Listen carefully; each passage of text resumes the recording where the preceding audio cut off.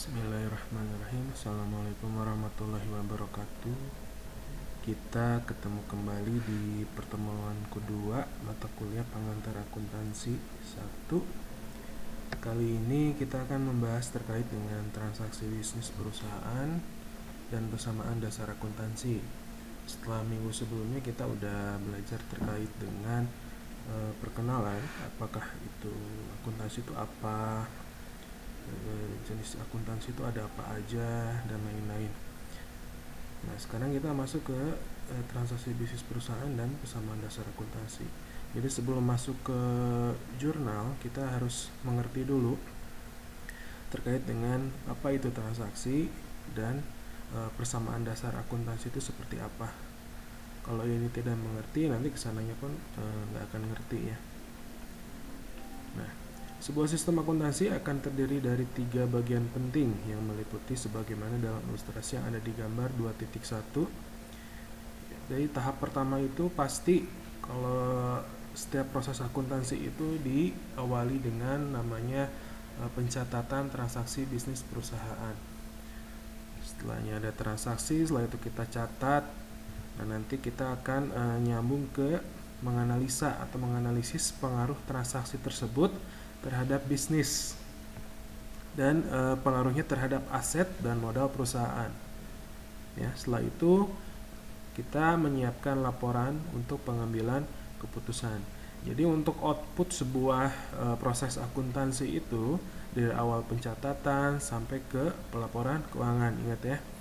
Jadi awal ada transaksi kita catat dan akhirnya pasti outputnya adalah sebuah laporan keuangan untuk pengambilan keputusan.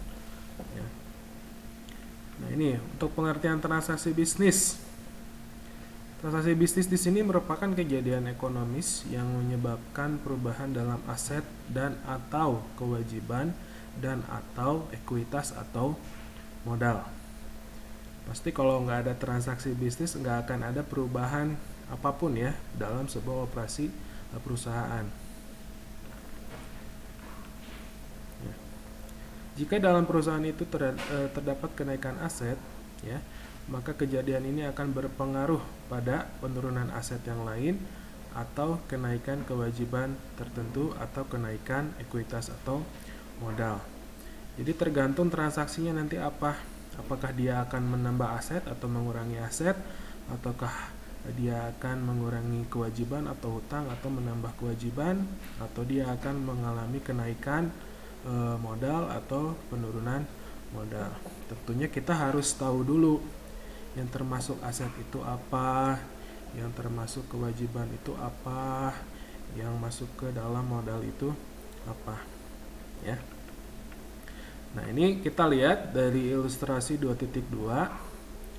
Di sini ada pengaruh apabila adanya sebuah transaksi. Yang pertama, jika transaksinya pembelian perlengkapan secara tunai. Akibatnya, nanti perlengkapan itu akan bertambah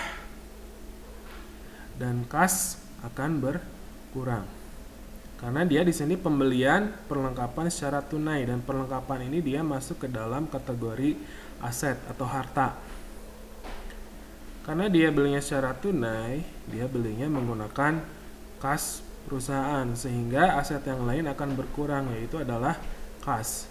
Jadi perlengkapannya bertambah, aset kita bertambah, dan aset yang lain yaitu kas akan berkurang. Nah, setelah itu di sini ada pembelian perlengkapan secara kredit.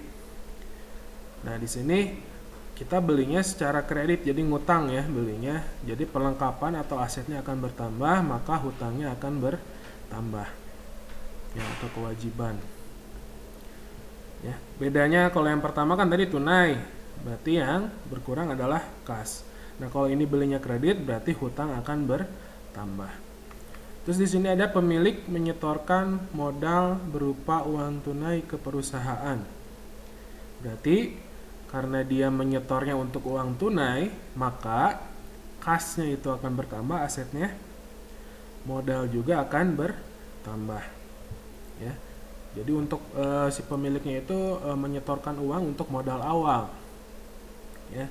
Jadi kas bertambah, modal bertambah. Nah, persamaan dasar akuntansi itu adalah aset sama dengan kewajiban plus ekuitas. Jadi, si harta atau aset ini jumlahnya itu harus seimbang, harus sama dengan kewajiban ditambah dengan modal. Nah itu ya. Jadi kita nggak boleh sampai tidak sama antara aset dengan kewajiban plus modal atau ekuitas. Atau istilah lainnya adalah aktiva atau aset sama dengan pasiva.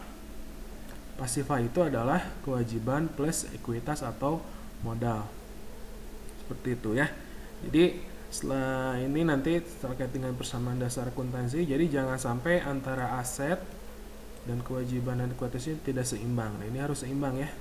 Karena di keterangannya pun, di rumusnya pun dia sama dengan ya, bukan lebih dari atau kurang dari, bukan ya.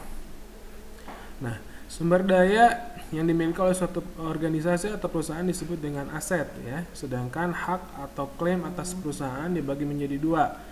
Ada hak kreditor, ada hak pemilik ya. Jadi kalau kita mendirikan sebuah perusahaannya secara ngutang, misalkan kita nyari modal dari kreditor, ya berarti nanti akan ada yang namanya hak kreditor. Jadi hak kreditor ini menunjukkan kewajiban perusahaan. Berarti kita harus bayar hutang kita kepada bank ya ke depannya. Sedangkan hak pemilik itu kita sebagai pemilik adalah yang memiliki modal, ya berarti dengan ekuitas ya. Ya makanya nanti keluarnya seperti ini, aset, kewajiban plus ekuitas tuh ya.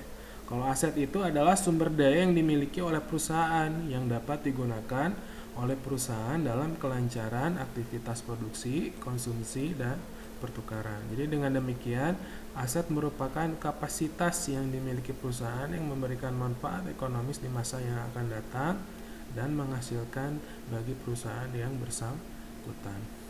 Ya.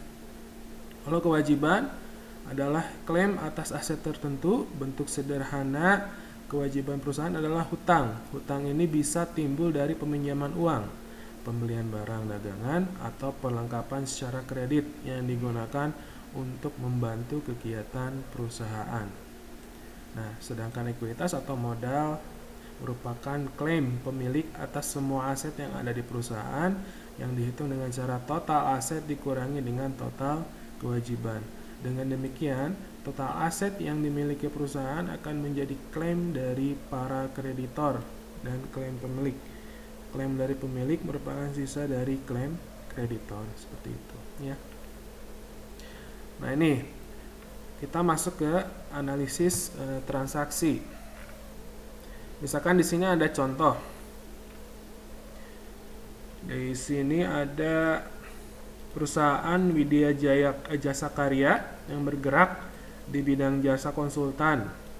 Pemilik perusahaan ini adalah Tuan Erlangga yang baru mengoperasikan perusahaannya pada tanggal 1 Oktober 2006. Beberapa transaksi yang terjadi pada awal pendirian perusahaan ini sebagai berikut. Misalkan ini transaksi pertama. Nah, di sini pengaruh transaksi investasi modal pemilik terhadap persamaan dasarnya. Jadi si pemiliknya itu menyetorkan modal ya untuk berlangsungnya perusahaan. Pada saat pendirian perusahaannya, Tuan Erlangga menyerahkan uang tunai ke perusahaan sebesar 300 juta sebagai setoran modalnya. Dengan adanya setoran modal dari Tuan Erlangga ini, maka aset perusahaan berupa kas akan bertambah sebesar 300 juta. Dan di pihak lain, hak Tuan Erlangga sebagai pemilik bertambah juga sebesar 300 juta. Nah, ini berarti persamaan dasar akuntansinya seperti ini. Karena tadi persamaan dasarnya itu adalah aset sama dengan kewajiban plus ekuitas atau modal. Nah, di sini di transaksinya modalnya itu disetorkan ya untuk berlangsungnya operasional perusahaan. Nah, jadi maka asetnya itu akan bertambah dengan akun kas di sini. Jadi kas bertambah 300 juta dan modal Tuan Erlangga 300 juta. Sedangkan kewajiban nggak ada ya, 0. Maka seimbang ya. Aset kewajiban 0 plus ekuitas 300 juta. Jadi 300 juta sama dengan 300 juta. Jadi seimbang. Ya. Jadi akibat adanya transaksi investasi modal pemilik terhadap perusahaan. Nah, jadi persamaan dasar akuntansinya seperti ini. Di bagian aset, kas akan bertambah 300 juta dan di kewajiban 0 dan ekuitas atau modal bertambah 300 juta. Nah, terus kita lanjut ke transaksi kedua. Di sini pengaruh transaksi perolehan aset dari kreditor terhadap persamaan dasar akuntansi. Nah, ini si pemiliknya itu dia minjem uang ke bank misalkan. Nah, di sini dia mengajukan permohonan pinjaman ke Bank BCA. Nah, pinjamannya disetujui oleh Bank BCA-nya adalah 150 juta. Perjanjian menyatakan Tuan Erlangga berjanji harus mengangsur selama 30 kali angsuran dengan setiap kali angsuran sebesar 5 juta ditambah bunga sebesar Rp600.000 per angsuran. Jadi bagaimana transaksinya? Nah, di sini karena dia meminjam ke Bank BCA dengan perjanjian tertentu, nah di sini dia perjanjiannya adalah mengangsur selama 30 kali. Dan ada bunganya 600.000. Ya. Berarti dia masuknya ke akun utang wesel. Jadi utang wesel itu adalah utang berdasarkan perjanjian tertentu. Jadi berbeda dengan utang usaha. Kalau utang usaha mah utang yang berkaitan dengan usaha si perusahaan. Jadi misalkan kita ngutang ke supplier untuk pembelian barang dagang kita. Atau misalkan si konsumen ngutang ke kita untuk membeli produk kita. Nah, itu masuknya utang usaha. Sedangkan ini kita utang berdasarkan perjanjian. Misalkan ini utang untuk memodali perusahaan. Nah, di sini ada perjanjiannya untuk pembayaran 30 kali angsuran sama bunganya 600.000. Ya. Ya, tapi nanti kalau jadi pengusaha jangan seperti ini ya. Kalau secara syariat ini nggak boleh ya, riba ya. Nah, jadi contohnya kalau dimasukkan ke dalam persamaan dasar akuntansi. Nah, ini kita melanjutkan dari yang awal tadi kan menyetor modalnya untuk perusahaan 300 juta tadi ya. Nah, ini ditambah lagi dengan minjem ke Bank BCA. Jadi otomatis karena kita minjem, berarti uang kas kita bertambah, harta kita bertambah ya. Nah, karena ini dia sumber modalnya itu dari bank minjem, jadi dia nggak masuknya ke modal atau ekuitas, dia masuknya ke kewajiban. Ya, jadi yang bertambah kas 150 juta dan hutang wesel adalah 150 juta. Untuk modal tetap 300 juta. Jadi dia tetap seimbang. Jadi aset 450 juta, kewajiban 150 juta, dan modal 300 juta. Jadi 300 juta ditambah dengan 150 juta adalah 450 juta. Jadi masih seimbang. Seperti itu ya. Nah, ini pengaruh transaksi pembelian, perlengkapan, dan pengeluaran beban terhadap persamaan dasar. Dalam menjalankan aktivitas perusahaan, Tuan Erlangga memerlukan perlengkapan yang dibelinya secara kredit 5 juta ke UD 24 dengan jangka waktu 1 bulan. Beberapa beban yang dikeluarkan selama bulan Oktober 2006 dalam pelaksanaan kegiatan perusahaan meliputi di sini ada pemeliharaan kendaraan, ada sewa kendaraan, ada sewa kantor, ada gaji karyawan, ada macam-macam beban yang lainnya. Ada 1 juta. Ini jumlahnya 42 juta. Ini berarti kan istilahnya kalau seperti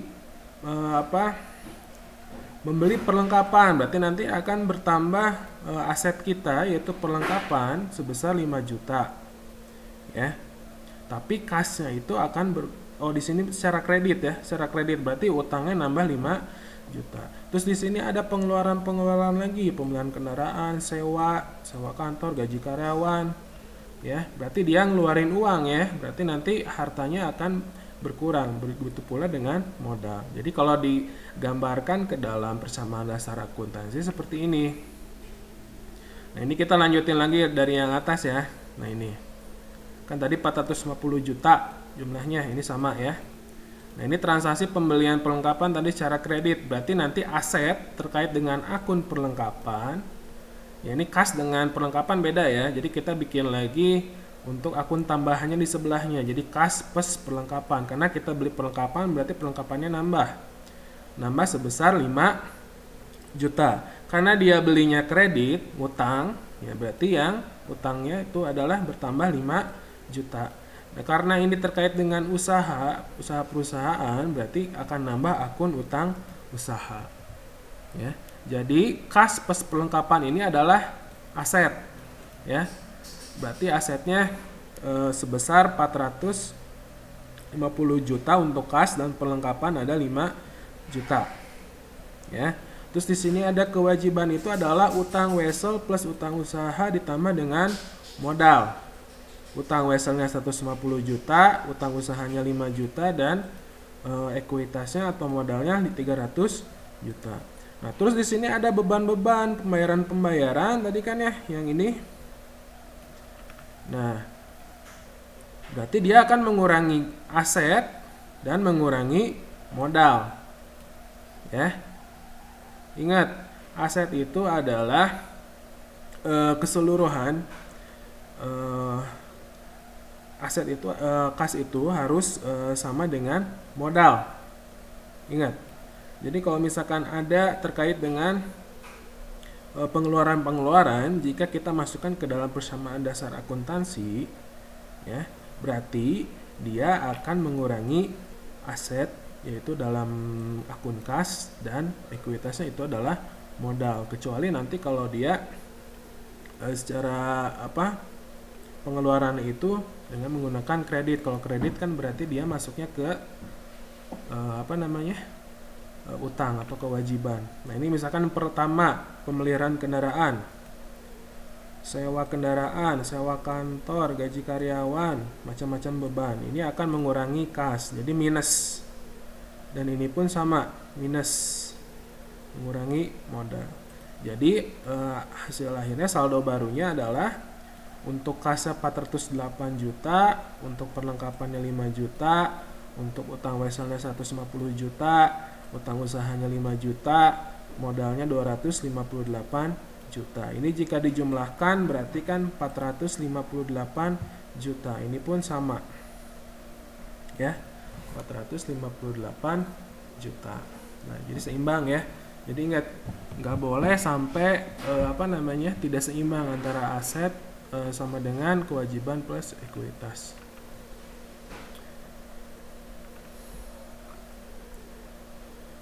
Jadi di sini keterangannya, beban adalah penurunan ekuitas perusahaan yang biasanya disebabkan adanya penggunaan aktiva untuk membantu menghasilkan pendapatan perusahaan. Jadi makanya tadi pada saat ada penurunan aktiva atau kas, ya, maka dia otomatis akan mengurangi ekuitas juga. Jadi seperti itu, ya. Misalkan di sini untuk transaksi 5 ada lagi pengaruh penggunaan perlengkapan terhadap persamaan dasar akuntansi. Di sini menghitung besarnya penggunaan perlengkapan, yakni senilai 3 juta yang harus diakui sebagai beban perusahaan pada bulan Oktober 2006. Itu juga, dan sisanya senilai 2 juta masih sebagai aset perusahaan. Nah, ini dia jadi gini, menghitung besarnya penggunaan perlengkapan sebesar 3 juta yang harus diakui sebagai beban perusahaan pada bulan Oktober 2006, itu juga, dan sisanya senilai 2 juta masih sebagai aset perusahaan. Ya, jadi ada pembelian menghitung besar penggunaan perlengkapan 3 juta. Nah, ini dia harus diakui sebagai beban perusahaan dan ternyata masih ada sisa senilai 2 juta. Nah, ini dia masuknya ke transaksi internal ya. Jadi transaksi yang ada di dalam si perusahaan itu beda dengan transaksi eksternal. Berarti transaksi yang berkaitan dengan di luar perusahaan gitu. Jadi adanya transaksi internal ini akan berpengaruh pada penurunan aset perlengkapan dan penurunan ekuitas perusahaan.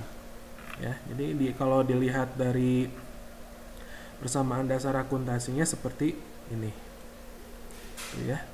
Jadi pengurangan perlengkapan dan pengurangan modal. Ini seperti itu ya. dan seterusnya. Ini untuk yang pengaruh penjualan. Jadi kalau ada penjualan terhadap persamaan dasar akuntansi seperti ini. Jadi kalau kita menjual sebuah, di sini contohnya jasa ya. Jadi kita perusahaan jasa. Jadi kalau kita ada orderan, berarti kan otomatis kita dapat pendapatan ya, dapat terkait dengan jasa kita. Berarti kita dapat uang, ya berarti dia akan otomatis menambah kas 100 juta dan menambah modal juga 100 juta. Jadi seperti itu ya. Nah. Terus di sini pengaruh pembayaran utang. Jadi kalau ini bayar hutang ke BCA ya, jadi sama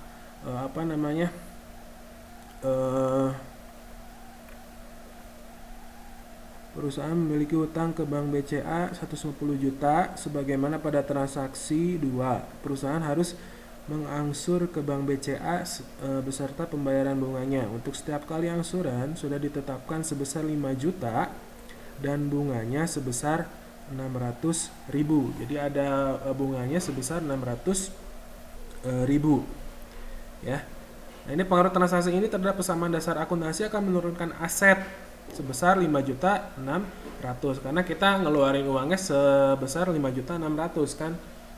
Untuk angsurannya kan 5 juta, ternyata ada penambahan bunga 600.000. Nah ini ngerinya riba ini seperti ini ya. Jadi kita harusnya bayar yang 5 juta malah jadi ada nambah 600.000. Jadi berarti otomatis akan menurunkan gitu ya, kewajiban perusahaannya 5 juta serta menurunkan ekuitas sebesar 600.000 ya. Jadi karena yang kita catat di hutang weselnya itu kan dia 150 juta kan, itu belum ada penambahan bunga. Jadi yang kita catat itu di kewajibannya itu adalah sebesar pokok hutangnya, jadi tidak dengan bunga. Jadi untuk yang bunganya kita simpan di modal, jadi untuk mengurangi modal perusahaan. Jadi dia akan tetap seimbang antara kas atau aset dengan kewajiban plus modal gitu ya. Jadi makanya untuk yang 600.000-nya bunganya dimasukkan ke modal. Jadi dia akan mengurangi kas 5.600.000, utang weselnya berkurang 5 juta, dan untuk modalnya berkurang 600.000 ya.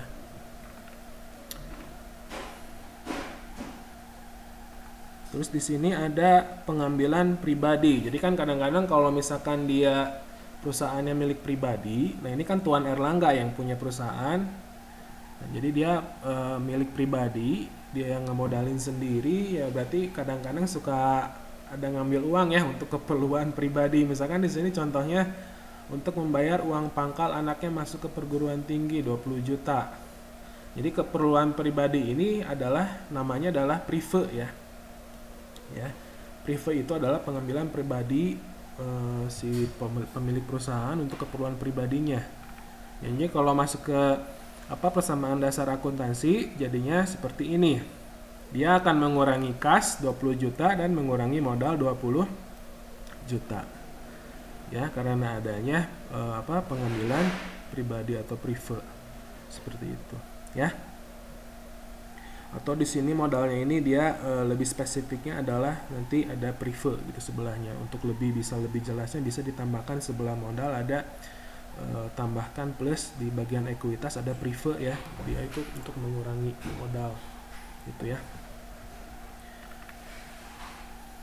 Ingat, jika ada pendapatan kita nerima uang berarti akan otomatis menambah kas dan menambahkan modal. Kalau kita mengeluarkan uang berarti dia akan otomatis mengurangi kas atau mengurangi harta dan akan mengurangi modal seperti itu ya. Nah ini untuk rekapitulasinya untuk dari keseluruhan tadi di atas ya. Nah ini berarti ya secara ini hubungan antara investasi pemilik, pendapatan dan beban dan prive dengan ekuitas pemilik seperti ini ya. Penarikan pemilik, investasi pemilik, berarti kalau ada penarikan itu pemilik berarti masuknya adalah beban, kalau investasi pemilik berarti pendapatan seperti itu ya. Ini terkait dengan prive, dengan pemodalan ya. Nah, laporan keuangan. Jadi, setelah transaksi bisnis dicatat dan diikhtisarkan, maka laporan bagi pengguna bisa disiapkan. Laporan akuntansi yang menghasilkan informasi keuangan disebut laporan keuangan. Laporan keuangan utama yang dihasilkan perusahaan perorangan meliputi laporan laba rugi, laporan ekuitas pemilik, neraca, dan laporan arus kas. Jadi laporan laba rugi yang pertama di sini melaporkan pendapatan dan beban selama periode waktu tertentu berdasarkan konsep penandingan atau matching konsep. Jadi konsep penandingan ini digunakan untuk membandingkan atau mengaitkan antara pendapatan dan beban selama periode terjadinya. Jadi kita bandingkan antara pendapatan beban. Jadi mana yang lebih besar? Apabila pendapatannya lebih banyak dari beban, maka dia akan menghasilkan laba untuk perusahaan. Apabila bebannya lebih banyak dari pendapatan, maka akan menghasilkan kerugian bagi si perusahaan. Seperti itu ya. Jadi nanti kita si laporan keuangan itu ngambil dari transaksi tadi. Setelah diikhtisarkan, kita klasifikasikan ke dalam laporan keuangan. Misalkan transaksi pendapatan itu ada apa aja? Misalkan tadi pendapatan jasa, itu ya, misalkan penjualan barang, itu nanti dijumlahkan hasilnya berapa. Terus nanti beban-beban itu ada beban apa aja? Ada beban pembayaran listrik, ada pembayaran gaji dan lain-lain. Itu dijumlahkan dan nanti dikurangi antara pendapatan dikurangi beban. Kalau hasilnya plus berarti dia laba, kalau hasilnya minus berarti rugi. Seperti itu ya.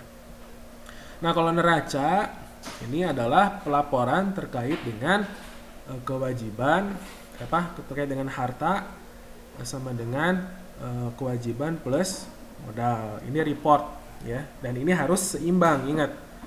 Ya, jadi istilahnya pelaporan terkait dengan persamaan dasar akuntansi ya, seperti itu kalau bisa dibilang. Ya, jadi neraca itu adalah aktiva sama dengan pasiva, atau aktiva itu adalah harta sama dengan pasiva itu adalah kewajiban plus ekuitas atau modal. Itu ya. Terus ada laporan arus kas, terdiri dari 3 bagian, yaitu arus kas dari aktivitas operasi perusahaan, terus ada terkait dengan aktivitas investasi dan aktivitas pendanaan. Kalau dari aktivitas operasi, bagian ini melaporkan ikhtisar penerimaan dan pembayaran kas yang menyangkut operasi perusahaan. Jadi arus kas bersih dari aktivitas operasi biasanya berbeda dari jumlah laba bersih periode berjalan. Perbedaan ini terjadi karena pendapatan dan beban tidak selalu diterima atau dibayar secara tunai. Seperti itu. Terus arus kas dari investasi ini melaporkan transaksi kas untuk pembelian atau penjualan aset tetap atau aset permanen. Jadi kalau aset tetap itu misalkan contohnya fixed asset itu ada gedung misalkan, ada kendaraan, ya, ada tanah gitu ya. Ada peralatan, ada mesin dan lain-lain. Ya. Arus kas dari aktivitas pendanaan, bagian ini melaporkan transaksi kas yang berhubungan dengan investasi pemilik, peminjaman dana dan pengambilan uang oleh pemilik. Nah, seperti itu. Jadi kalau misalkan tadi transaksinya diklasifikasikan ke dalam laporan keuangan untuk pelaporan ya. Jadi ingat, untuk output sebuah proses akuntansi itu adalah laporan keuangan. Di sini untuk pengambilan keputusan. Nah, tadi kalau ada transaksi di persamaan dasar tadi, kalau diklasifikasikan misalkan yang pertama ini ada laporan laba rugi. Nah, ini ternyata laba akhirnya ya, laba 544. Ya, terusnya ada pendapatan jasanya berapa, beban-bebannya ada apa saja. Nah, seperti itu. Hasilnya laba. Terus di sini terkait dengan laporan perubahan modal atau laporan ekuitas pemilik. Di sini ada modalnya berapa. Terus untuk laba bersih bulan tadi yang Oktober yang di atas dipindahkan ke sini. Terus dikurangi dengan penarikan atau prive. Tadi kan 20 juta ya. Maka akan ada kenaikan ekuitas pemilik sebesar 344 dan ini akan menambahkan modal. Kalau misalkan laba rugi atau misalkan privenya lebih besar dari laba, berarti nanti akan ada pengurangan ekuitas. Seperti itu ya. Terus di sini ada neraca. Nah, ini dia sebelahan ya kalau neraca. Jadi sebelah kiri ada aktiva atau aset. Nah, sebelah kanan ada kewajiban plus modal. atau ekuitas. Jadi ini hasilnya harus seimbang. Ya, jadi nanti tergantung berapa banyak transaksi sama berapa banyak akun yang berkaitan dengan transaksinya.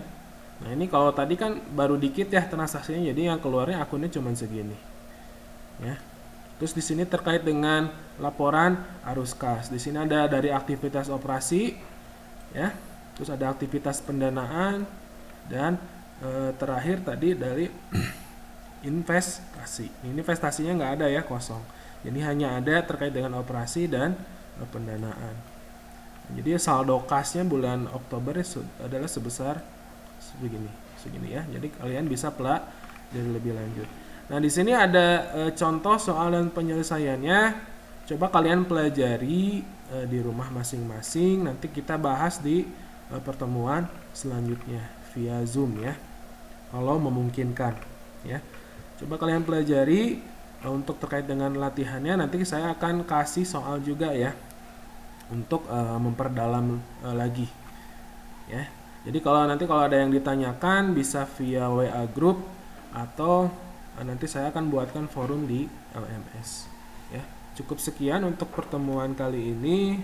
Mohon maaf apabila ada kesalahan. Jaga-jaga terus kesehatan. Sekian.